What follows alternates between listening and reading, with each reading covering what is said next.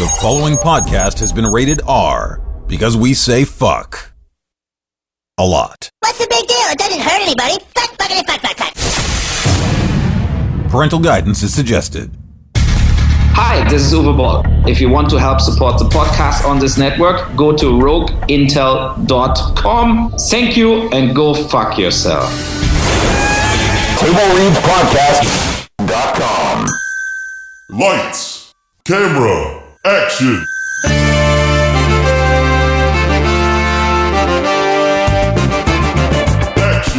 When a script is written that is so bad that no one will film it, two men will bring it to life just so they can mock it. This is Table Reads. So the movie's kaput, which means your script ain't worth the buffalo shit on a nickel. Table Reads with Shawn McBee and Trevor Thompson. Hey everybody, welcome to the final of Roger Rabbit 2 Toon Patrol. Or the alternate title, Roger Rabbit 2, Why Is It Called 2? It's a prequel. Yeah, really. It should be, it should just be Roger Rabbit Toon Patrol. Yeah, or something different than that, because the weasels Patrol. are not in this. Yeah. They just should have named the military force of Toons something other than the Toon Patrol. Toons on the March. I like that. That elite, because it reminds you of Citizen Kane, you know. It evokes the old newsreels. Yes. That take up like half of the last episode. Yes, exactly. So maybe that's where I'm getting that subliminally. Maybe they actually say that. Did they ever say that in the newsreel section? Toons on the March? I don't know. I don't recall. Trevor and I are back this week once again without Kelly, unfortunately. She's a very busy lady. I mean, you would be too if you were 26 and young and a model and a comic book nerd and a social a social butterfly. I mean, she's and all that on top of her normal job. Oh yeah, and she has a regular job that pays her well. So she, it's kind of amazing that we got her for the episodes that we did at all, really. Yes, and she may be back at some future time, but we don't want to get anyone's hopes up. Right. I really want her back when we do Joss Whedon's Wonder Woman eventually. Yeah, and she really wants to do boxes and drumsticks too. Yeah. And we definitely need some woman on for the female lead movies like Catwoman, right, and Wonder Woman, but that will be for the future. For the future.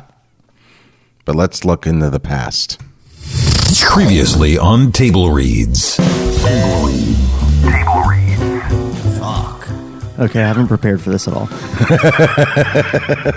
All right. Casting my memory back. Roger Rabbit. Yes. Raised on a farm in Kansas.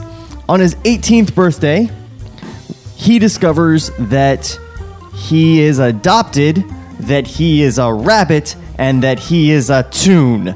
That's right. That's a really, really eventful 18th birthday. Yeah. All I did was buy a pack of cigarettes I didn't need and go into a porn store for the first time. And it's played for comedy, though. That's what I remember, is that it's that whole, wait a minute, you're saying I'm adopted, and he's the only white. I'm a toon? Yeah. By the way, what's a toon? Yeah. So he immediately decides to set off and find his real mother. And he quickly meets Richie, who gives him a ride to LA because he ran him over. And Richie is an aspiring actor. They get to LA. Roger keeps looking for his mother. Richie gets his first job in a movie. They both meet girlfriends, one named Jessica Krupnik, who will become Jessica Rabbit, and her roommate Wendy. Spoilers. And her roommate Wendy. And they're both dating these girls. And during his first movie job, during Richie's first movie job, Roger comes in and goes crazy, loony, cuckoo, toon stuff, ruins Richie's chances, but gets himself a contract, so Richie's very mad at him, but he doesn't have time to wallow in that anger because this happens on the day that Japan attacks Pearl Harbor. Yeah, very December eventful. 7th, 1941. Very eventful time. So then we jump forward in time to everybody's in the military. Jessica has been kidnapped by her manager, who turned out to be a secret Nazi. And did you mention that she was a radio mistress actress? I didn't. I'm getting there. I'm sorry. Why did you ask me if I mentioned it? Aren't you listening to what I say? No. Isn't this how a podcast partnership works? I don't doubt that that's how it's supposed to work. Oh. I don't doubt. You just never read the how to stand next to somebody on a microphone? I don't think, book? If it involves there were no pictures. I had to lie down. So yeah, Jessica is being used as the voice of Nazi propaganda. Which really would have been funny if they had made this movie. Yeah. They would have been a lot funnier to have this super gorgeous cartoon character who was being used as a radio actress. Well, that was her job at the time. Yeah. But because remember, she's not super gorgeous yet.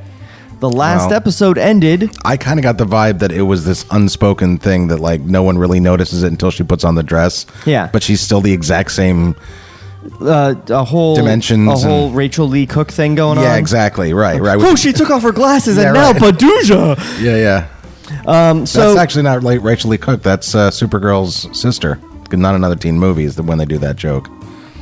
But no, they're mocking the Rachel Lee Cook movie where she had glasses and overalls, and that's basically all they did to change her. Yeah, but I mean, if you watch the beginning of She's All That and you're not like, holy shit, that girl's hot, you're an idiot. Oh yeah. So anyway, I've never seen She's All That. I've only seen parts of it. I don't think anyone's ever actually seen it. I should watch that movie. What a great early 2000s throwback. Or late 90s even. Yeah. Anyway, don't care about that. Not recommended. So, where were we? So she's Axis Annie. Yeah. Is her name. She's making this propaganda to demoralize Allied troops. And,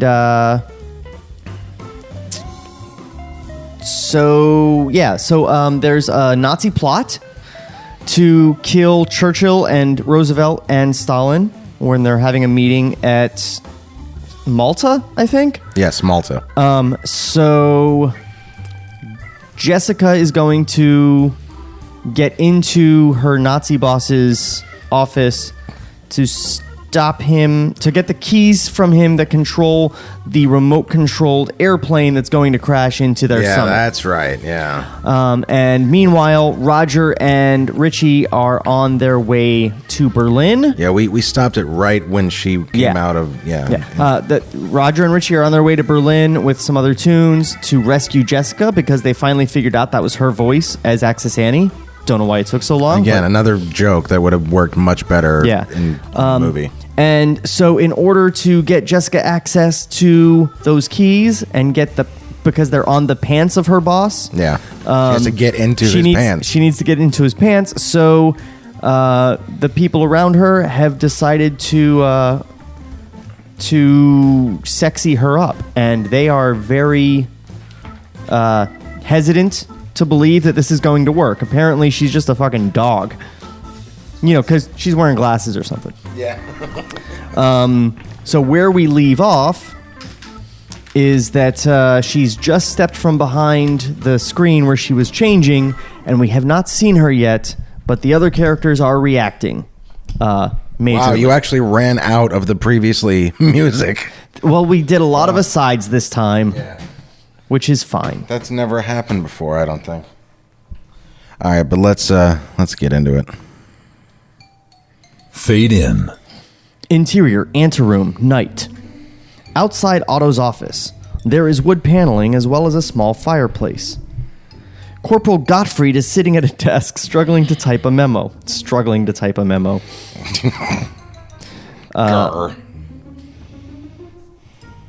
His entire arm... Oh, that's right. He got attacked by the Toon Panther. His entire arm is bandaged where the Toon Panther lacerated it. He's wearing spectacles, slowly pecking out words with his good hand. We hear a door open, and Jessica's voluptuous shadow moves across the wall. It passes the fireplace, and the dead embers inside burst back into flames.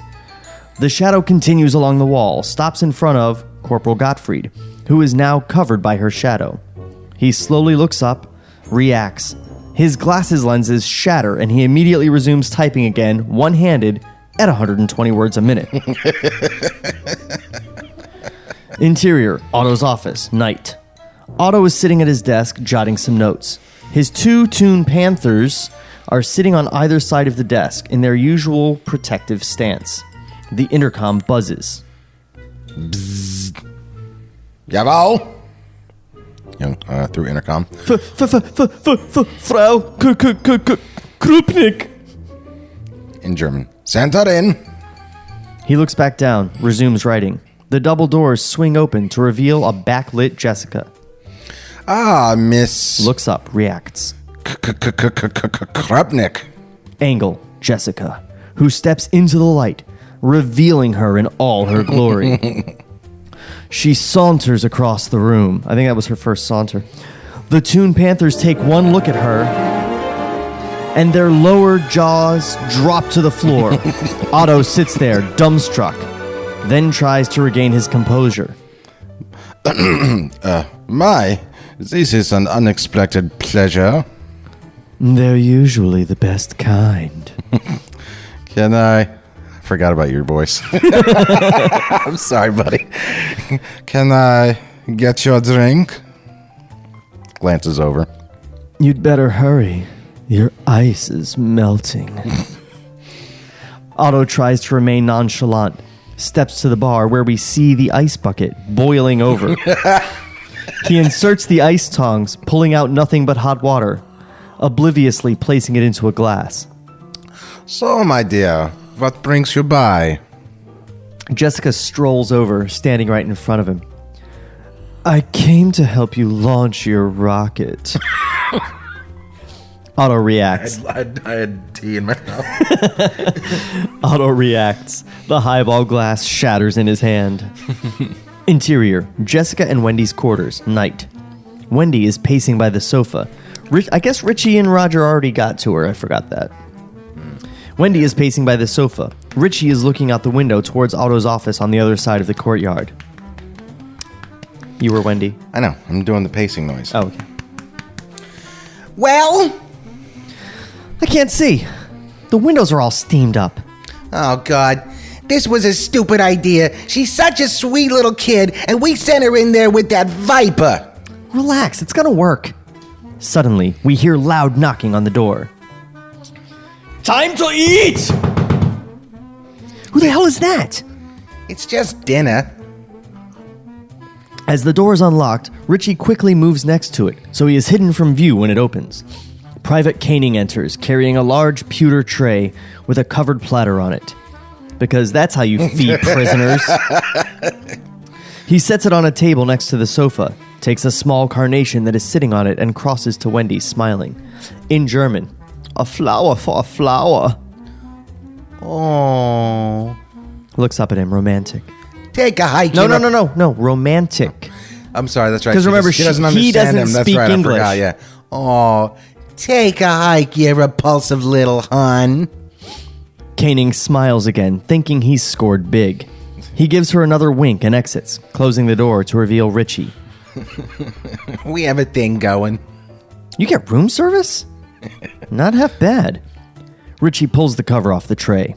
We see Roger, surrounded by garnish and hunched over with an apple in his mouth. He shouts, his voice muffled by the apple. Woohoo! Jesus! Roger, it's you! Roger pops up now, still undressed, but surrounded by garnish from the waist down. He pulls the apple out of his mouth. Yes, I have arrived at last to retrieve my buttercup from the clutches of evil, the sea of despair, the valley of Rudy. Is she available? She's not here right now, Roger. What do you mean? Where is she? Richie and Wendy exchange an apprehensive look. She's doing something for her country. We'll tell you if you promise not to get upset. Me? Upset? Unhinged? Upheaved? Promise, Roger. Go ahead. I'm quite serene. She's seducing a Nazi. Roger tenses up, attempts to restrain himself. Interior, Otto's office, night. We are close on a portrait of Hitler, so romantic, hanging above Otto's fireplace. As we tilt down, we see the flames inside of it crackling. Pan right to reveal a leather wing chair upon which we see Otto's jacket and Jessica's shoes. We hear soft music on a phonograph, and then voices. By the way, can I just say for the record, this is... I know it isn't, but this is the best Roger Rabbit fan script I've ever read. Yeah. Except this motherfucker got paid for it. I know. That makes it even better. I mean, at least he got paid for it. Isn't that great? Yeah. Yes. He didn't do this great work for totally nothing. No. Okay. I'm going to reread this last part because it leads into the dialogue. Yeah, sorry. Pan right to reveal a leather wing chair upon which we see Otto's jacket and Jessica's shoes. We hear soft music on a phonograph and then voices off screen. Oh, Otto, you know just what to do. This isn't the first time I've played this little game, my dear. Why do I get the feeling you're about to jump me? Because I am. Pan to reveal the two of them playing checkers at Otto's desk. Otto's shirt sleeves are rolled up. His keys are hanging off his belt. Otto completes his triple jump, capturing several of Jessica's pieces. I'm going to go with 3. Yeah, probably. I like a man who takes charge. Sorry. This would be so great if it was on screen. And fully animated with, like, what's his name? I always forget his name from... No, I was laughing at my voice. Yeah, I know, but how great would it be to see fucking, like, the dude from Hateful Eight, what's his name? Who played the Nazi? Oh. Not from Hateful Eight. You mean Christoph Waltz? Yeah, Christoph Waltz to be Otto, and an animated Jessica having a romantic dinner in front of a portrait of Hitler. I would so love this. I like a woman who surrenders. Of course, I like anything that surrenders. He chuckles at his feeble joke, crosses to her and holds out his hand, slowly pulling her up from his chair. So, what game do you have in mind now? They start to dance. Camera follows them as they slowly move across the room. Is this music working for this scene? Why not? They pass in front of the leaded glass window where we see, distorted in one of the small panes, Roger's face. As they dance by him, his eyes turn red with jealousy. I'm so pleased you had the change of heart. I'm so pleased you've had this not at all suspicious change of heart. You know, I don't suspect a thing. Let's keep doing the cha-cha, yeah? I'm so pleased you have had this change of heart. Grinding other nations under your heel of your boot is meaningless if there's no one to come home to at night. Pulls her close. That could be you. Ouch. You're poking me. I am. Glancing down. Oh, it's just the silly keys on my belt. I can take care of that. She starts to undo his buckle. Angle, fireplace. We see Roger's face hanging upside down from inside the chimney, glaring into the room. Another angle. As Jessica slides the belt off Otto's waist, she tosses it onto the leather chair, turns back to him. That was fun, wasn't it? Now, I have to point out, we on this show have spent a lot of time talking shit about screenwriters who put in camera directions. Right. But this motherfucker does it right. Because if he says camera, he's saying the camera's following them to indicate that we're keeping them in the frame, nothing further. Yeah. When he says angle fireplace, that means we're seeing the fireplace, and then another angle, you know, he's just indicating like we're seeing different things. Yeah. But he's still leaving it up to the actual filmmakers to decide how to frame that, right. How to move the camera. He's basically putting in the stuff that needs to be expressed for the gag to work visually. Right. Beyond that, shoot it however you will. Nat Malden is a fucking national treasure as far as I'm concerned. Yeah. And didn't you, what's the name of it? Pronoun Trouble? Yep. Yeah, he has a production company called Pronoun Trouble. Anyone who knows anything about Chuck Jones cartoons knows what Pronoun Trouble means. It's a Daffy Duck line. Yeah. It's not he doesn't have to shoot you now. It's he doesn't have to shoot me now. I say he does have to shoot me now. Shoot me now. I felt so vindicated when I saw it on Scrubs, and Dr. Cox was about to go into a rant, and he just stopped and he said, "In the words of Daffy Duck, I demand that you shoot me now." And I was like, yes. Where are we? Oh yeah, close. Jessica. We see now that she has the keys in her hand. A worked up Otto doesn't see her slide them into her dress. Otto can take no more. Enough of this. I must have you. Here, now. Jessica tries to pull away, reverting to her modest demeanor. Mr. Green, no, stop it. Please. Another angle, as Hitler's portrait splits open and a still naked Roger bursts into the room. Unhand her, you Bavarian bounder! Roger! Who is this? I'm sorry. Who is this? Sorry. Who is this thing? Roger stands there, covering his crotch area with his hands. Thought you could get away with ravaging my Rapunzel, eh? Over my dead, exposed body. To Jessica. Don't worry, Crumbcake. He won't lay another finger on your pristine person. Reacts negatively to her new appearance. Ugh. What did you do to yourself? Oh, I was going to let you say turns to door. Gods! Bambi! Thumpa! The doors swing open and the Toon Panthers charge in.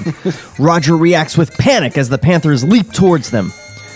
He pulls Jessica to the floor and the Panthers fly overhead, crashing into the side of the desk. Roger and Jessica race out the door, passing some soldiers on their way in. Stop them! Schnell! Schnell! Interior corridors, night. As Roger and Jessica race down a hallway, being pursued by Toon Panthers and stormtroopers, we follow them for a beat as they run in mid-conversation. And that dress, quite frankly, is not very flattering. Another angle. As they come around a corner, run to the end of the hall, stopping outside the door to Wendy and Jessica's quarters. Wendy? Wendy! Jess, are you okay? Come on, get us out of here! No problems, Roomy. Leave it to me. Hurry, Roger. In an instant, Roger runs back the length of the hall, then charges forward again at lightning speed, then slams into the door, which doesn't budge. He slides off of it, flat as a pancake. Jessica blows on the door and it falls open. Richie and Wendy run out as Roger scrambles to his feet and stormtroopers and Toon Panthers come running around the corner. This way! That was your Wendy voice? Well, it's not my Roger voice. The four of them disappear around the corner as a klaxon alarm begins to sound. That's Interior. my klaxon alarm. Good job. Interior Chateau Ballroom, night. As the group bursts through a door and races into the huge communications center. Richie overturns some transceivers and teletype machines. He succeeds in tripping up a few of their pursuers, but now other doors open and more stormtroopers and Toon Panthers race inside. The group is driven toward the corner, ending up in the radio booth, where Jessica does her broadcasts. An engineer is airing a song, Rum and Coca-Cola, on Radio Berlin. Richie... WNZI, Radio Berlin. Richie smacks into him, sending him to the ground and knocking the phonograph needle off the record. The two start grappling as Roger, close, grabs the radio mic and shouts into it. Hello? No, he's just shouting into the mic. Hello? Can anyone help us? The Lone Ranger? The Green Hornet? Mary Worth? If there's anyone out there, I just want to say... Roger is cut off as a hand moves into frame and squeezes him around the throat. Roger gags. His eyes bug out. Pull back to reveal Otto, flanked by soldiers and Toon Panthers. Richie, Wendy, and Jessica are all being held at gunpoint, because you can hold Jessica at gunpoint. Yeah, there's... Well, she's a Toon. Does she know she's a Toon now? I forgot. She's a Toon. Yeah. Only Roger is too stupid right. to know Roger's that he's a Toon. Jessica's in denial about, and everyone else is in denial about how hot she is. Roger was in denial about his Toon. Okay, there's a lot of denial in this picture. I'm just frankly shocked that they denied to make this picture. It really does piss you off when you really think about it. It's a fucking great just script. Call it a picture. I've never called a movie a picture in my whole life. I do. I like it. Oh yeah, that's a great picture. I like that picture. The kid stays in the picture. I think we should bring. Oh, it they're back. being held at gunpoint. Go, Otto. There's no one who can help you now. He reaches down and gently puts the phonograph needle back on the record. We hear Rum and Coca-Cola again. Oh, that was his end game. That's all. He just, it's like, I really like this song. I'll get you. Exterior barracks, night. As the song continues, only now we hear it through a radio, which sits on a windowsill. We tilt down to reveal Pee-wee, the Toon plane, who's obviously heard all this. He's nervously biting the end of his wing, not quite sure what to do. Exterior, chateau courtyard, day, mid-morning.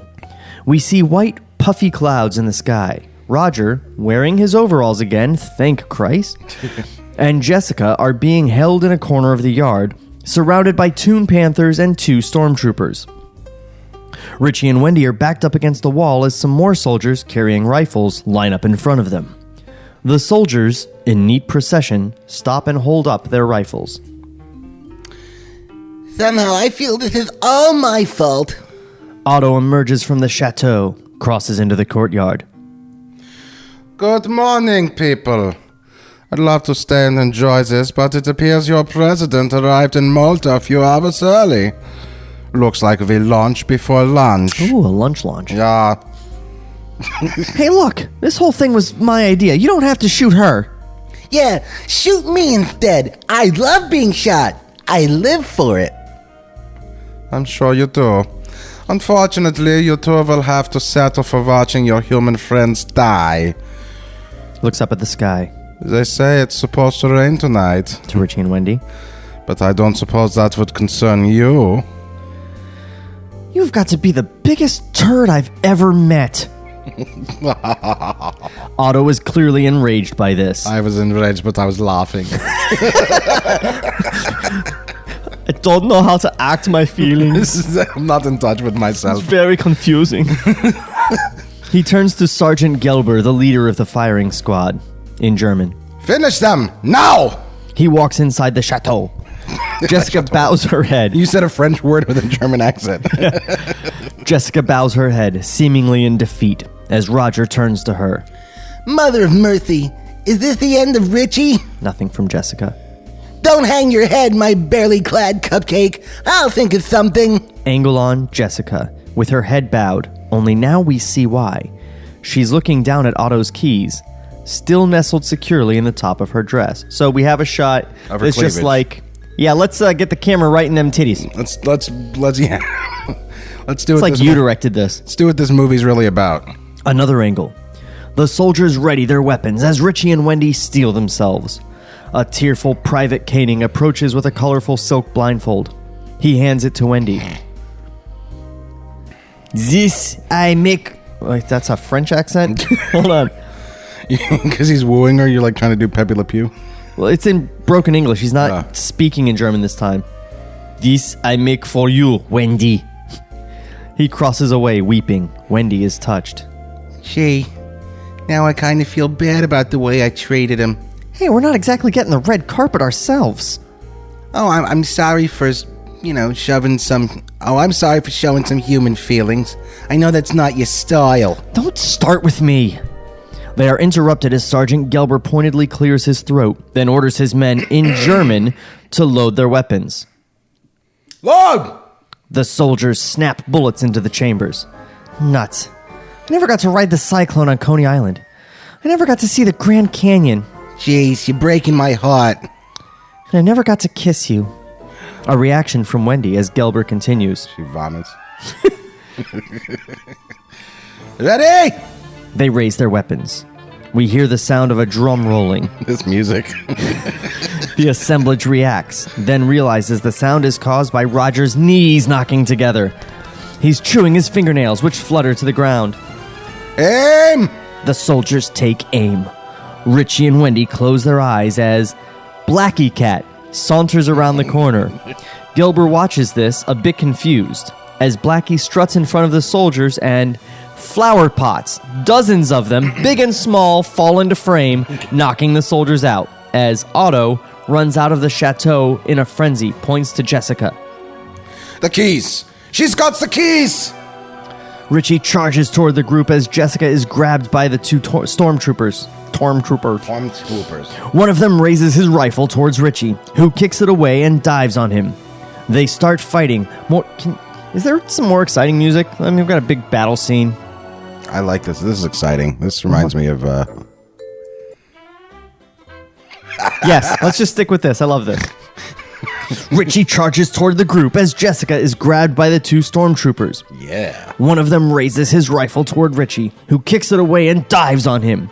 They start fighting. More soldiers run around the corner and start firing as Roger and Blackie jump on some Toon Panthers and begin slamming their heads together. Oh, it's Blackie Cat, Blackie sorry. Cat, yeah. I would have been here sooner, but we were checking out broads. Exterior, Chateau grounds, day. As the contingent of stormtroopers guarding the V-2 rocket hear the gunfire and quickly run toward the other side of the chateau. Exterior, Chateau courtyard, day. Jessica struggles to get free from the soldiers. Otto runs over, reaches for Jessica's dress as Blackie reacts, quickly runs back and forth in front of the group, and small appliances by the dozen quickly fall into frame, knocking the entire group, Richie and Otto included, to the ground. We're almost due for a break. I got a timer. Okay. Well, okay. We got 30 minutes. 8 minutes. You know, you start... 8 minutes. Oh, I didn't realize you start... I start when we start reading. Ah.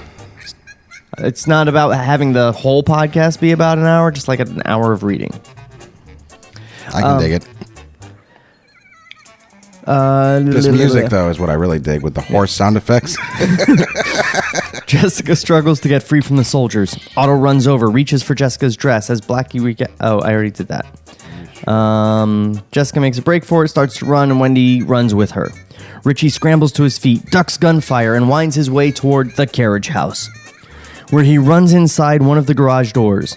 We hear klaxon alarms now, again, and more groups of soldiers begin emptying out of the chateau. Otto starts running after Wendy and Jessica. In German. Get her! We can't launch without the keys! Roger and Blackie continue duking it out with the other Panthers, avoiding their jaws and beating them with flower pots. Angle, machine gun tower. Two frustrated gunners fire at Roger and Blackie to no avail. Look at this! Nothing happens! They get me so crazy! They stop firing as more Toon Panthers race out of the front door, Bambi and Thumper included. I don't know how we can tell. You're right. Roger and Blackie are now clearly overpowered. The Panthers corner the two of them against the wall, ready to tear them apart. The gunners look on. Fight fire with fire, yes? At this, we hear the drone of approaching aircraft engines. The two gunners look at each other, and then up. Their POV, an Air Force C-47. Just above the horizon, rising up over the tops of the trees. The cargo plane is heading straight for them. Gott im Himmel! Exterior, Air Force cargo plane, day, moving. As it sails along a few hundred feet off the ground. Interior, cockpit, day, where we find Droopy behind the controls. Thank you for flying with us today. Watch your step, please. Exterior, Air Force cargo plane, day. As the cargo door opens and the entire division of Toons begin leaping out, one after the other, minus parachutes. The last Toon to appear is a frightened and reluctant Toon plane, Pee-wee, the only one wearing a parachute. He holds his nose with his wings and jumps out, like he's diving in a pool. Exterior, courtyard, day. As it begins raining Toons. All of our favorites, Donald and Daffy Duck, like they're related. Yeah. Mickey Mouse, Goofy, Pluto, etc., all of whom pile into the fray. A few of them use Goofy as a battering ram, knocking over the machine gun tower. Others start bashing Nazi Toon Panthers. We see some Panthers and end up dangling in trees. We see one get thrown through a wall, his twisted body leaving the shape of a swastika. Such a great gag. The melee continues as Richie bursts through another one of the carriage house doors, driving a Nazi half-truck with a machine gun on its bed. He plows into the group, dodging more gunfire. Roger and Blackie hop on and they race out into the open field as more half-trucks, driven by Nazi soldiers, emerge from the carriage house in pursuit. One of the half-tracks has a cannon on its bed. Interior half-track, day, moving. Richie swerves back and forth, dodging gunfire from the half-tracks in pursuit. Roger sits next to him as Blackie mans the machine gun, starts firing behind them. Blackie, come on, you bozos! Give me your best shot! A shell explodes 3 feet away. When the smoke clears, Blackie's head is gone. After a beat, it pops out of his neck. Not bad. Richie, they're gaining! Take the wheel! But I've only driven backwards! Another shell explodes in front of them. Richie swerves hard to the left, and the half-track starts tipping over. Exterior field, day. As the half-track rolls on its side, spilling Richie, Roger, and Blackie to the ground. They scramble behind it for cover. The half-tracks are 200 yards away, moving up fast. Dozens of stormtroopers are advancing behind them. Oh, Jesus. We're done for. The last roundup. The final curtain. The end of... Suddenly we hear... I'm bringing home a baby. Bumblebee. Oh, my daddy be so proud of me. Angle. Swifty. Slowly ambling across the field, moving towards them. Swifty! What's all the hubbub? Bub? I was hoping you'd wait longer. The half-tracks are 100 yards away. More gunfire. Swifty, show Richie all this 12 stuff you got under your shell. Oh, no. He doesn't want to see all that dumb junk. It's not dumb. It's neat. Well, okay.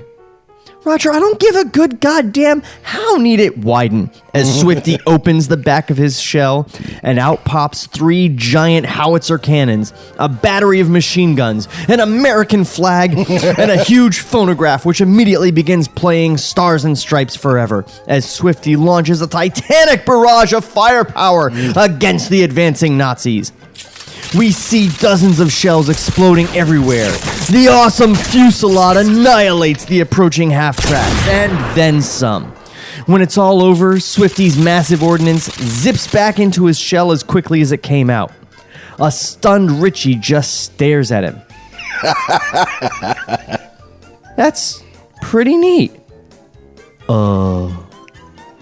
Yup. Exterior. What's his name in the actual Warner Brothers cartoons again? That's a different turtle. Yeah. And his name is Cecil. Cecil. Exterior, Chateau grounds. Day. We follow Jessica and Wendy on the run from Otto and his stormtroopers. We hear gunfire in the background. They race past a large transmitting shack, then the base of the radio tower. Then, after another 20 feet, they pull up short. A stone wall with barbed wire across the top looms ahead of them. Oh God, Wendy, where do we go? I don't know. I'm sorry, let me do it again. I don't know. Then Wendy looks up, considers a beat. Table Reads will return after this brief word from our sponsors.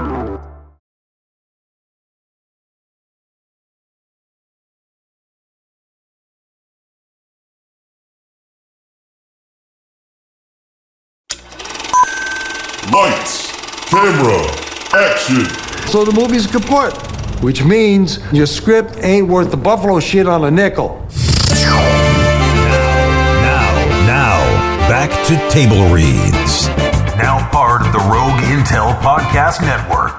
You know, before we get started, I just want to point out that ad you heard a couple ads back. Which one? The Prime? About Amazon Prime, or about Amazon. Yes, that is.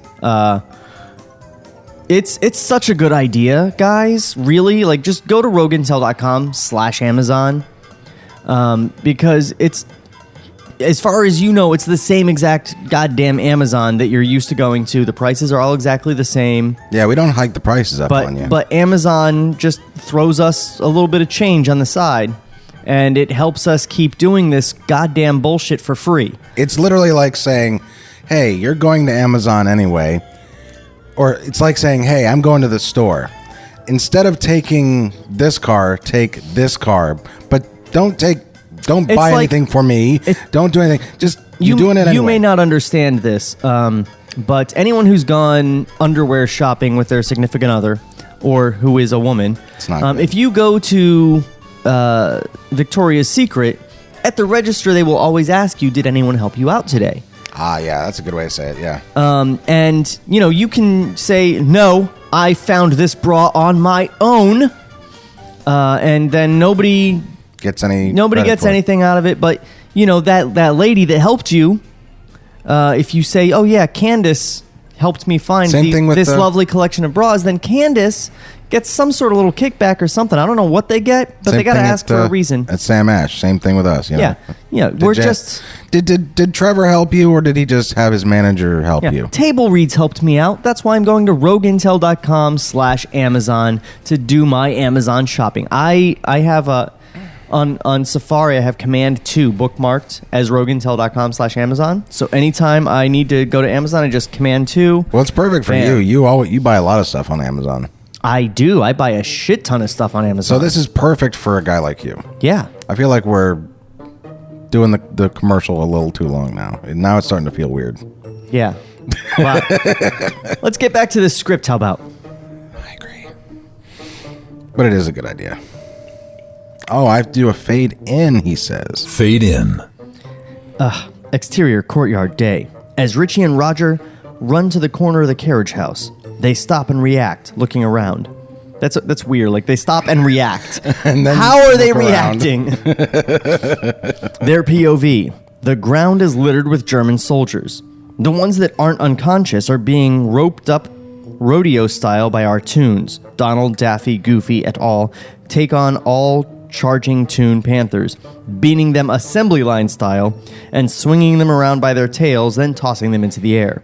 We follow one of the Panthers as it lands on top of a veritable mountain of knocked out Nazi Toons, piled one on top of another. Yet another visual we'll never get to see, Sean. Yep. God damn it, a pile of knocked out Nazi Toons drawn by Disney's top animators. Another angle, as Richie and Roger run into the courtyard. Wendy! Jessica! What happened to him? Wait here. I'll check the house. Roger runs into the chateau. No, it's a house. We see his head appear in a third-story window, then a second later in a ground floor window, then in a second-story window, etc. He knows that we know this guy. Yeah. He's read a lot of bad scripts, too, I think. In window waving. Not in here. From another. No luck. From another. These drapes have got to go. Just come on! Exterior chateau grounds day. As I love the word chateau. I do, too. As Richie and Roger come from around a corner of the chateau, run past the same transmitting shack that Wendy and Jessica passed, they stop and see the wall. Damn it! Where are they? Richie! I see them! Where? Points up. There! Richie reacts, slowly looks up, sees the main radio tower. Bum, bum, bum. It's 400 feet high. About halfway up, we see some small figures making their way up the maintenance ladder, which leads to a platform on top. Exterior radio tower, day. On Jessica and Wendy, climbing the ladder as fast as they can. Can I just say, that's such a clean, practice transition. What do you mean?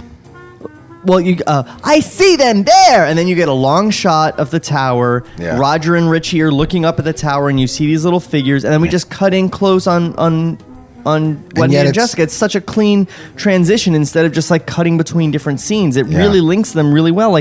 This is just some fucking that's like a guy that knows his goddamn craft. And once again, he's not intruding on an imposed style by the director. Right. See, you and I have been griping about how this isn't our usual fare, because usually we're grumpy about how bad the fucking script is, but now we're grumpy because the script is good and it didn't get made. Yeah, it's gonna end today, and we don't get to have this anymore. Yeah. And then Next week, we get to go back to fucking garbage with spoiler, James Cameron's 1996 Spider-Man treatment. Yeah, I can't wait for that. I know. It's going to be nice to get back to some terribleness. Yeah. At first. We've been spoiled. But then by the time we get to the end, we're going to be like, can someone murder us so we don't have to do this show anymore? I think I read something in the Rogue Intel agreement about if we got murdered, we didn't have to do this shit anymore. Oh, man, I hope so. Let's check with Duff on that. Yeah. So, murder. Jessica looks down and reacts. Jessica looks down and reacts. 2 stormtroopers, followed by Otto, are after them, 50 feet below. Exterior, Chateau grounds, day. Richie still stands there, looking up. Of course. Let's go, Richie. Remember, Richie is afraid of heights. Yep. Runs, stops, turns back. Richie, come on. I can't. But Wendy and Jessica are up there, in moral danger. I can't, Roger. God damn it. You know I can't. Remember what you told me once? How you can never give up? How you gotta stick with it? Keep your ear to the grindstone? Remember? Richie agonizes. He stands there for a long... This is agonizing music. As Roger starts doing a song and dance number, apparently. He stands there for a long beat, then turns on his heels and runs away. Richie? I'm calling up toward the tower. I'm coming, my imperiled Petunia! Oh, there's a pig up there? Roger winds his way through the barbed wire at the base of the tower and scrambles up the ladder. Exterior, tower platform, day. A 10-foot square area just below the top of the tower. The platform is empty, save for a few loose 2x4s and some spools of transmitting cable. A large red light blinks on and off to alert low-flying aircraft. Wendy's hand appears at the edge. She hoists herself onto the platform. Then Jessica's head pops up. She begins to climb on the platform when angle Jessica's leg. Ooh la la. As a hand reaches into frame and grabs her ankle. You chastised me for saying picture, and you said ooh la la, looking at her leg. No, I said picture. I said picture. I also said it, and I didn't notice when you said it, but when I thought you were chastising me for saying picture. No, when I said it, I was like, why did we say picture? Oh, we did, because I think it's because it's a 40s themed thing, must be.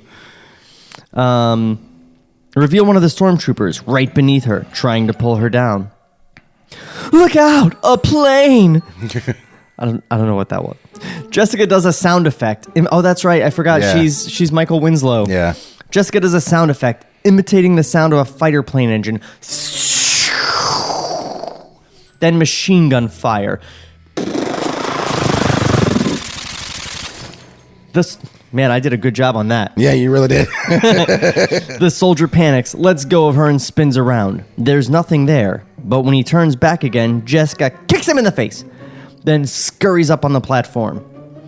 You know, I don't picture Jessica scurrying. I don't either, but, she's a Toon. She can do whatever the gag calls for. The soldier clutches his face, bleeding, as the second soldier comes up behind him, trying to get by. Otto below them in German. Keep moving, damn you! She kicked me! I can't see! I don't know. He got Scottish there in the middle? I can't see! She kicked me! I can't see! He can not see. Oh, boy. Otto... I'm sorry, that was so bad. Jesus, dude. You want to lay down some cones? There's a lot of wreckage. Jesus fucking Christ. Otto grabs the soldiers one at a time and yanks them off the ladder. They both fall toward the ground, screaming. I like that you tried to carry on, and then you're just like, no. He cannot see. Not see. We get it. It's because... they both fall to the ground, screaming. Oh, where am I? I'm lost. It's Otto. I'm sorry. Worthless. I got to read this line again because he says the fucking feeds line right into that. Yeah. They both fall toward the ground, screaming. Oh, that wouldn't have been a time for the Wilhelm. Okay. But again, this line only works if it immediately follows this You know what? line of direction. I don't remember where I put the Wilhelm one. You just played it. Oh, I didn't. That's There it Wilhelm. is. Okay. Let's do it again. Okay, but also focus on your line. Oh, well, yeah. Don't worry. Go. Otto grabs the soldiers one at a time and yanks them off the ladder. They both fall toward the ground, screaming. Worthless slackers! Where's my goddamn music? Thank you. Exterior radio tower, day. On Roger, about halfway to the top. I'm almost there, Buttercup. Hang on. Exterior tower platform, day. As Otto climbs onto the platform, blood trickles from a wound on his head. Wendy and Jessica move to the other side. Remember what I told you, Jesse? Right to the top. The toppermost of the poppermost. Just back off it, Attila. All I want is the keys, Jessica. I'll let you both go, I promise. Forget it. The only place that your rocket's gonna get is right up your... Red lining? Oh. Give me the keys! There you go. Otto lunges forward. Jessica dodges him and moves to the other side of the platform. He goes for her again. She pulls the keys out of her dress and tosses them to Wendy. Otto turns, goes for Wendy, who tosses them back to Jessica. Otto screams now, out of control. Dives for Jessica again, tackling her feet. Jessica loses her balance, starts to fall. Jesse! Jessica Wendy. tosses the keys back to Wendy just as she falls off the platform, grabbing the edge and holding on. Exterior radio tower, day. As Roger, still climbing, sees Jessica hanging off the edge. Eyes bugging out. Jessica! Exterior tower platform, day. Otto backs Wendy to the edge. She moves to the left, then the right, and so does he. Then she starts to scramble between his legs and they fall to the platform together. He pins her and finally pries the keys from her left hand. No, wasn't that easy? Otto grabs a loose 2x4 and smashes the blinking light right next to them. Shards of red glass fall to the platform. He grabs the largest one. Its edge is jagged and sharp. You said you'd let us go! April Fool's toots. He's doing an American accent. Badly. Yeah. He grabs her hair, slams her head down on the platform, then moves the piece of jagged red glass toward her throat. She tries to hold it back with all her strength. When it's a few inches away, we hear the sound of a second fighter plane engine. Otto just smiles. I'm afraid that will only work once, Miss Krupnik. With all his strength, Otto plunges the shard of glass downwards. The engine becomes louder, and then Pee-wee, the Toon plane, jet engine. Jet engine. Yeah. That's a propeller sound. Do you see a jet engine sound anywhere near us? We hear the sound of a second fighter plane engine. It's a jet engine. Right. With all his strength, Otto plunges Pee-wee, the Toon plane, streaks out of the clouds, heading directly into camera. As it zooms by, we see a determined Richie at the controls. Interior Toon plane, day, moving. From behind Richie's shoulder, we see the platform as Richie and Pee-wee hurtle toward it. Exterior tower platform, day. The shard of red glass touches Wendy's throat. The engine noise reaches its peak, and Otto turns to see Richie and Pee-wee, just as Pee-wee's left wing becomes a fist. He draws it back and smacks Otto in the face as he flies by, knocking him 10 feet in the air and sending him plummeting toward the ground. Exterior radio tower, day. On Roger, almost to the top, yelling at Jessica. Hang on, Pear Blatham! Almost there, Sugar Cane! To Otto, who plunges by him. Nice seeing you. Back to Jessica. I'm coming, creme de menthe! Exterior, chateau grounds, day. As Otto plummets to the ground, landing in the thick maze of barbed wire surrounding the tower. Exterior, tower platform, day. As an elated Wendy pulls Jessica back onto the platform. We did it, Jesse! We did it! What happened? Richie happened. They both turn just as Richie and Pee-wee fly by the tower. Richie gives them a victorious salute and a thumbs up. Then Pee-wee does the same.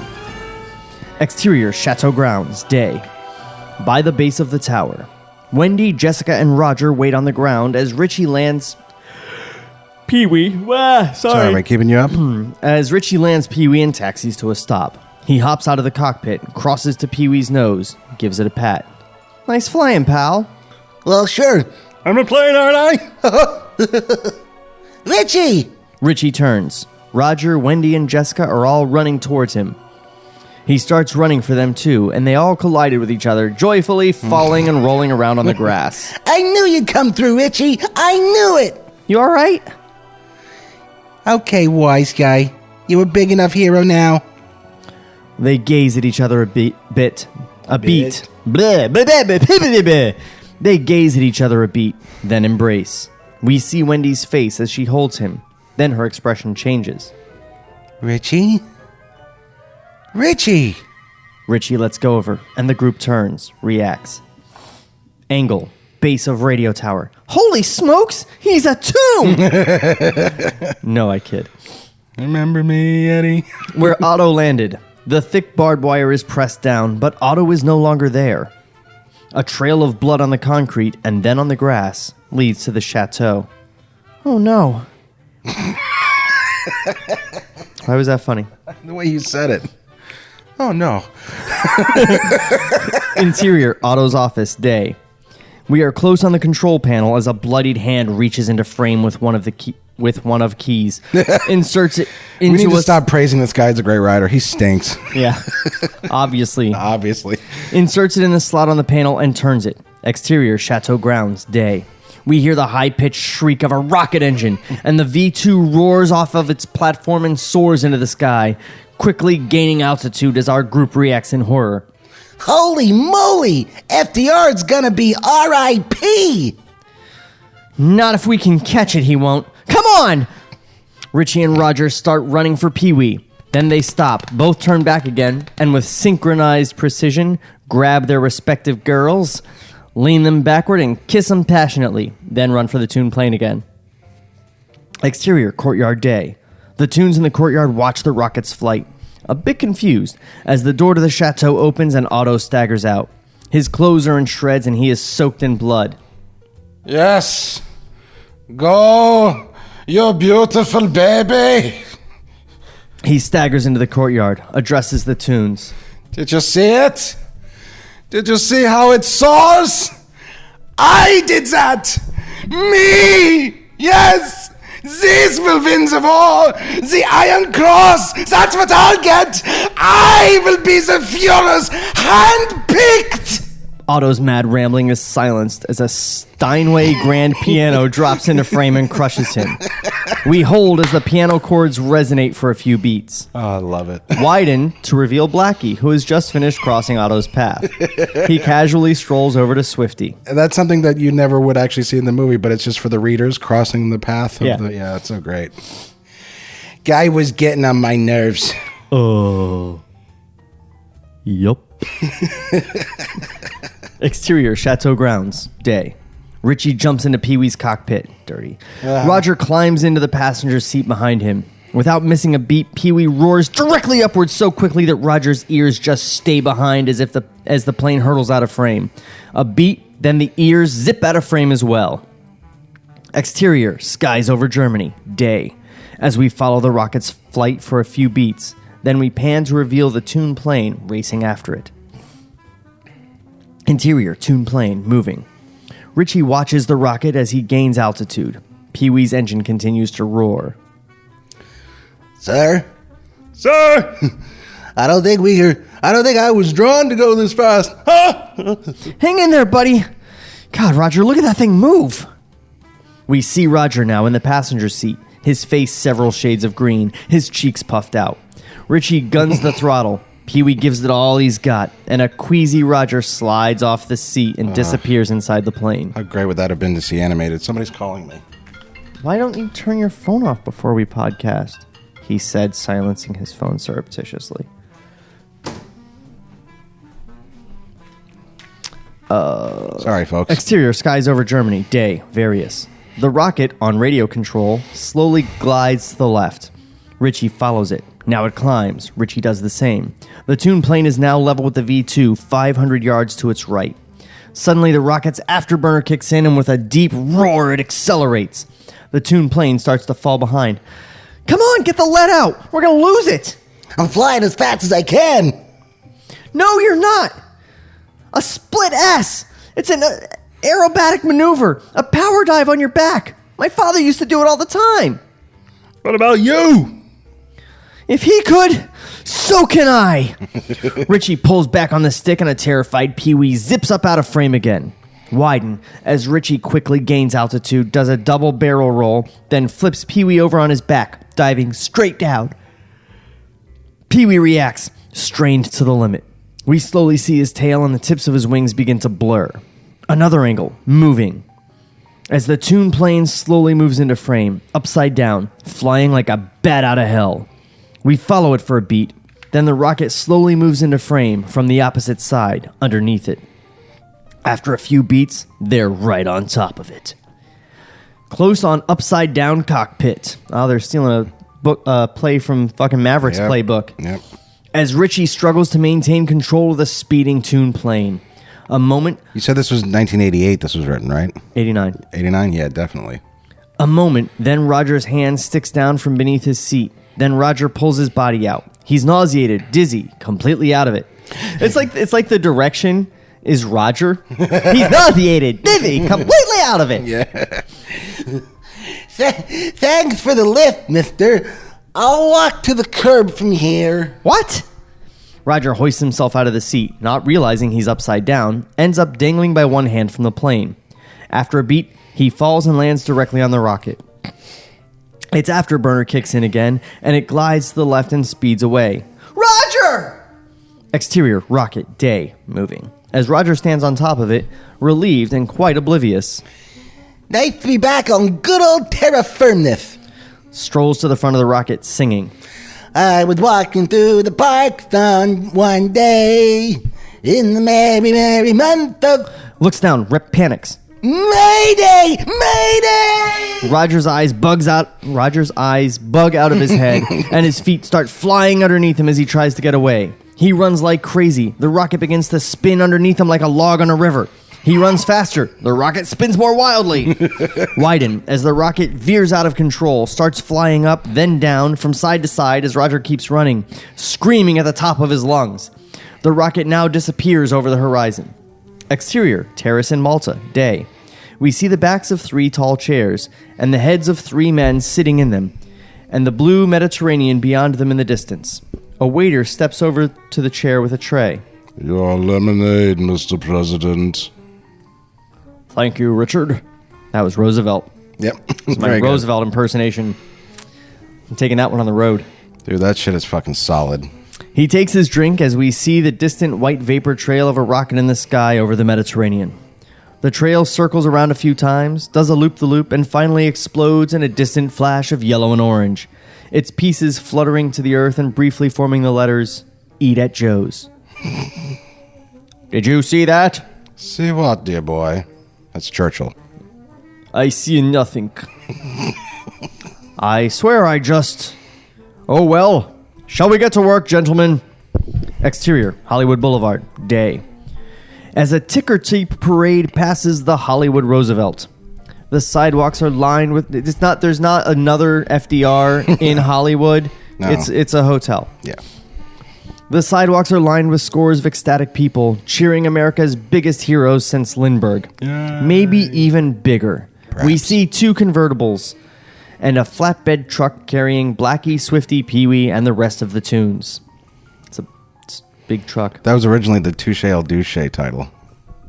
Blackie, Swifty, Pee-wee, and the rest of the Toons. Richie and Roger are first sitting in the back of Richie and Roger are first sitting in the back of a convertible, waving to the crowd as they are showered with confetti and ticker tape. The Toons are second, hoisting Pee-wee on their shoulders as the crowd continues to cheer wildly. Then Jessica and Wendy pass in another convertible, but on seeing this car, the throng cease cheering and simply gape with astonishment at Jessica. Their mouths hang open and their heads all slowly follow the convertible as it passes. Exterior, Grauman's Chinese Theater, day. We are close on Richie, standing in front of a microphone on a platform which has been decorated with red, white, and blue banners.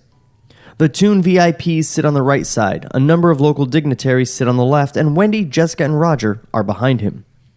We see Earl and Dora here, too, sitting in the front row near Roger. These are Roger's human adoptive parents. Yes. For those that don't remember.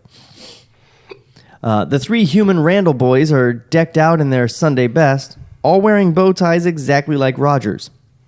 Richie is addressing the crowd, which stretches back an entire city block. The platforms they're on is about 15 feet off the ground, giving Richie a less intense but still formidable tinge of anxiety. It's funny. Being a hero isn't all that it's cracked up to be. In fact, I wish I was down there with you. Or actually, down anywhere. Besides, I guess I'm not that sure what a hero really is. But I know what a friend is. It's someone who believes in you, even when you stop believing in yourself. I ran over somebody like that in Kansas one morning. He and I, well, that was a pretty good day for me. He turns to Roger, smiles, then goes and sits down as the crowd starts to cheer. Roger reacts, a bit tearful, crosses to the mic. He looks out at the cheering crowd, then turns back to Jessica and blows her a kiss. It misses and lands on the mayor's cheek. Jessica takes it off and puts it on hers. The cheers die down. He takes out a stack of pages from his pocket, begins to read his prepared speech. We hear his voice echo in the crowd. Today, I consider myself the luckiest Toon on the face of the earth. Who would have thought that an abandoned bundle of joy from the wheat fields of Kansas? Interior, Toontown apartment, day. A Toon living room.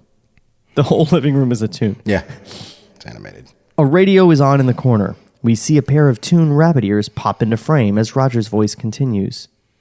Would grow up to get the Medal of Honor and a 4 pick-pack, not to mention a key to the city of Hollywood and Glendale, Burbank, San Bernardino, Blythe. Exterior, Grauman's Chinese Theater, day. As Roger continues to address the crowd, it's later, a lot later. The pages he's read from are now piled up around him, burying him up to the waist. He's just listing places. We see several people either asleep on the platform or struggling to stay awake. Valparaiso, Chile, Papua New Guinea, East Papua New Guinea. No, it's Papua New Guinea, East Papua New Guinea. Angle, feet in crowd.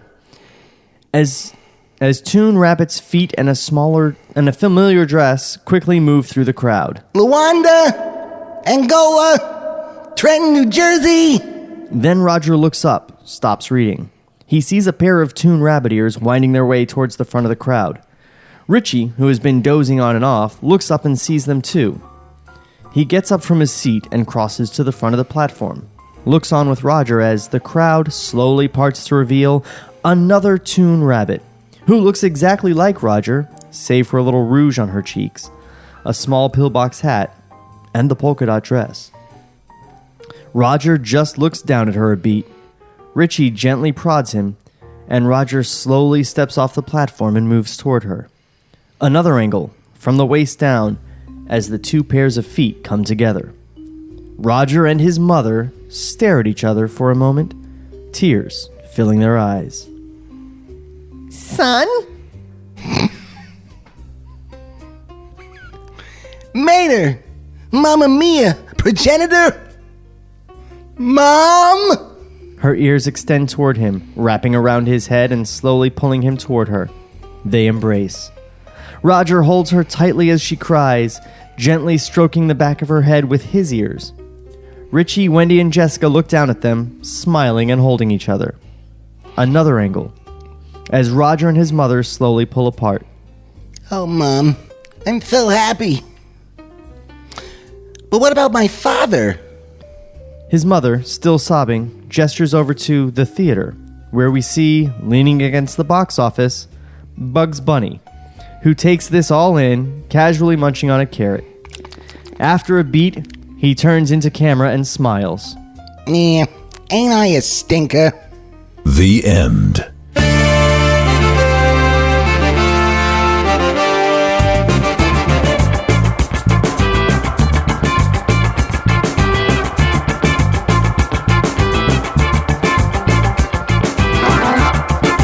thus concludes the best script we've ever written on this, or read on this show. We wish we wrote it. Fuck yeah, we do.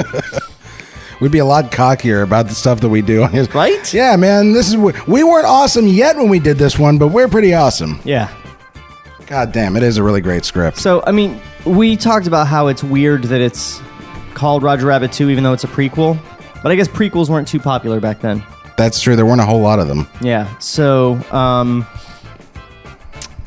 I gotta say, though, for a prequel, there were a lot of traps they could have fallen into in writing a Roger Rabbit prequel. And they didn't fall into any of them. Like, they could have tried to describe where Toons come from. Yep. They could have tried to give us Judge Doom's fucking origin and reveal his identity. Eddie's origin. Eddie and Teddy. There could have been an Eddie and Teddy movie. I figure we already got plenty of that. Yeah, but they could have made the mistake of it being about that. You know, and it wasn't necessary. It wasn't necessary to have Eddie in it because there's only... You know, actually, Who Framed Roger Rabbit is more about Eddie than Roger. In a lot of ways, yeah. So doing a prequel could have focused on Eddie. It could have been the Valiant and Valiant movie. It could have been interesting. But just like 2 hours of them hanging out in Cancun. Just the whole Cancun adventure is the movie. And then it just ends with a piano falling. Yeah. But no, they're like, Roger Rabbit built such a rich world that there could have been a lot of things to explore and fuck up in a prequel. And he didn't do any of that. Like, he gave us, like, he didn't even, like, overly explain Roger's origin. No, not really. Like, he was a toon rabbit that didn't know he was a toon or a rabbit. That's why we have to give him credit for understanding cartoon logic, because he understands that you give a character background and story, but only enough that it can support any and all jokes that you do throughout the piece. Yeah. That's what they live for, especially if you're going to base it on Tex Avery. You know, the Tex Avery outlook on things. You know, they even put Droopy in, and Droopy is probably the strongest character that Tex ever made, and yet he doesn't. No, that's the point that I'm making. Tex's characters exist for gags only. So Droopy has virtually no personality except that he doesn't have a personality, and that's about it. But I mean, maybe you mean post Bugs Bunny creations. Well, yeah. I mean, I'm talking about the stuff he did at MGM. Okay. You know. Because when you Bugs say Droopy Dog is Tex Avery's greatest legacy. No, not his legacy, but I'm saying has the most character of the characters he created, especially at MGM, because they really did exist for the gag. I really love Screwy Squirrel, though. Yeah, but he's really just a Bugs Bunny clone. Pretty much. He's more zany. Way more zany. This sounds like something for Looney Tunes Critic. Yeah. However, Nat Malden did a fucking bang-up job. He gave us just enough backstory. You know, he also proved to me that I remember, you know, like a lot of people that have loyalty to a movie, I thought there's no way it could be written by anyone other than the guys that wrote the original one. Somebody Price and Jeffrey Seaman or something like that. Price and Seaman. And not true. One guy did justice to the original. You know. And you know, like, he introduced new characters, but not in a way that makes us wonder what the fuck ever happened to them. Right. Like, Richie and Wendy, they went off somewhere. Yeah. They're living happily ever after. Yep. And we don't need to worry about how come they're not around in Who Framed Roger Rabbit, because it doesn't matter. And they didn't. They also, they tied off that whole story very neatly. You know, yeah, I mean, it was really, really well done. And in a time when there was no playbook for prequels. Yeah, that's the other thing you got to really point out, is that there's no way, nothing for you to look. I mean, there's got to have been at least one prequel. There had to have been some prequels back then, but, like, it wasn't even a word. Nobody said prequel in 1989. Yeah, probably not. So it was rare enough that it wasn't, like, an easily established thing. Like, I bet now you can go take a seminar on how to write a good prequel. Yeah, and back then, no fucking way. And the points that you got to hit, and and the rules you got to follow. Yeah, and like he walked that beautiful line, that very thin line between referential and new. And if anybody could have pulled it off, it would have been Robert Zemeckis at that time, because Zemeckis you'd never seen a sequel like Back to the Future Part 2 that actually went into the original movie that everyone loved so much. And so, maybe that's what they were thinking, that, this is a new idea and that Zemeckis could pull it off. But at the time, he was making Back to the Future 2. The only thing that I can think that would have kept this from being made is the heavy Nazi presence. That's probably what did it. And the other thing I'm wondering about is, like 10 years ago, I think, there was talk of a direct-to-video, all-animated Roger Rabbit sequel that took place in Toontown. Mm-hmm. And I'm wondering if they maybe were going to take stuff from this script and try and do it all animated, which would have kind of ruined it. But here's the good thing. If anyone should choose to make a Roger Rabbit movie, as long as Charles Fleischer and Kathleen Turner are still around, they can still make this script exactly as it is. Even without them. You mean you could get some sound-alikes. You could easily get some sound-alikes. I guess they're not The Simpsons. No.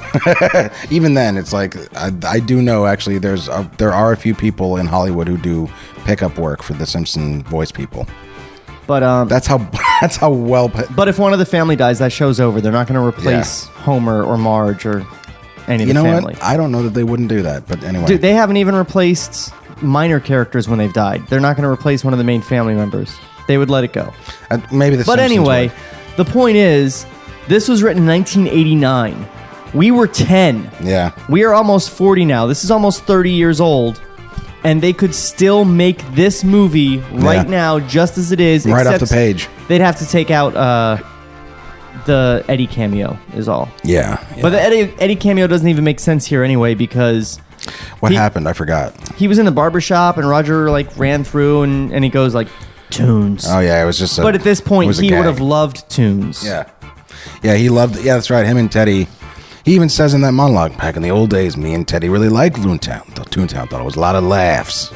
Yeah. So, they can still make this. It's not too late, Hollywood. Yeah. Do something right for once. Although they might be even more worried about the PC climate now. I mean, it's even harder to do anything about Nazis or, Dude, come on. In the 60s... when everybody alive pretty much still remembered World War II, we had fucking Hogan's Heroes. You could get away with more in the 60s. Still, animated, you could get away with more. Still, though, Hogan's Heroes was a comedy about American POWs in a Nazi prison camp. It is funny. It is just funny on a premise level. That's why I love Gilbert Gottfried's whole take on it. Where it's just we don't need to... No, where it's just he's got a good point where it's just it's so absurd. Yeah.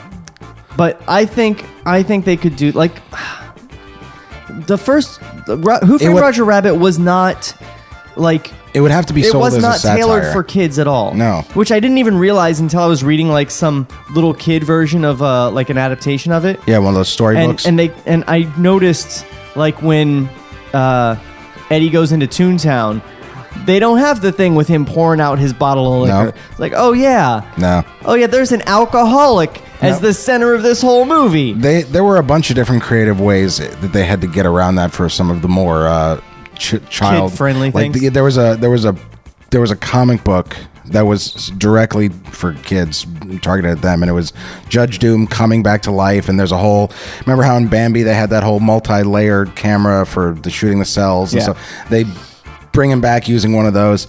And they have to write around the fact that Eddie isn't drinking anymore, but they can't say that he used to drink. So he's addicted to jelly beans all throughout it. Oh, great. But yeah, what's the worst that can happen? Kids come away with the impression that Nazis are bad? I did hear a story, though, about that where he pours it out.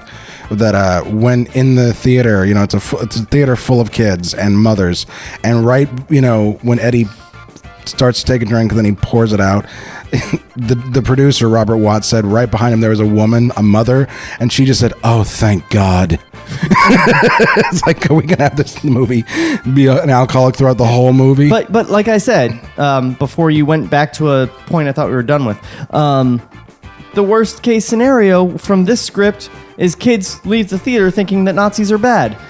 Yeah, I don't think a lot of kids nowadays 7 and 8, are watching movies like Indiana Jones and the Temple of Doom, and with Steve Bannon working in the White House, I feel like we could use this lesson being put on our kids. This would be a good way this is a teaching tool.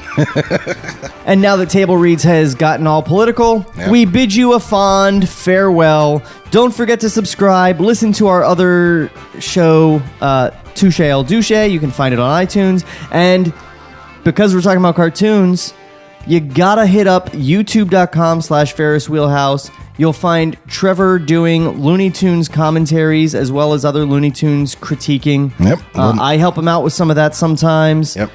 Every Saturday morning there's a new cartoon. So go get that, do it, watch it, absorb it, and we will see you next week where we will tackle James Cameron's Spider-Man just in time for the release next week of Spider-Man Homecoming, which I'm drastically looking forward to. All right, well, we'll see you next week, everybody. The voice of Table Reads is Art Carlson. Hey, that's kind of meta. This podcast was created by Shawn McBee and produced by Ferris Wheelhouse. FerrisWheelhouse.net. Fuck. Cut to black.